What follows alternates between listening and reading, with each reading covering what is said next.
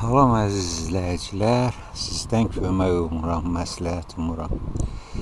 Bir sual məni çox maraqlandırır. Bax, bu davamlı yağışlar çiçək dövründə təbii ki, tozlanmaya mənfi təsir göstərir, bu qaçılmazdır. Çünki neçə gündür yağışlar yağır və arılar bağdan çəkilib, həşərat görə bilmirəm. Odur ki, tozlanma zəif gedəcək, bu %100'dür. Digər tərəfdən əvvəlki illərdən də müşahidə eləmişəm, gənclik yaşlarımda. Həmişə ərik bağımız var idi, davamlı yağışlar olanda çiçək dövründə məhsul olmurdu. Amma bir sual var.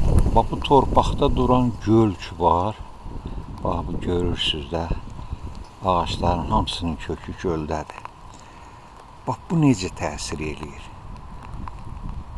Ola bilərmi ki, ziyanvericilər ki var, onlara da öldürücü təsir eləsin, bu uzun müddət suda qalmaq, o köbələk xəstəlikləridir, müxtəlif torpaqda qışlamış həşəratlardır.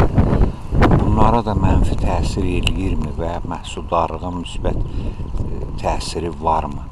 Bunu təcrübəli bağbanlar yazsalar çox məmnun qalaram, umacağım odur. Kim bilirsə, bu nə cür təsir edir, torpağın özünün göl şəklində su altında qalması müsbət təsiri var, yoxsa yoxdur?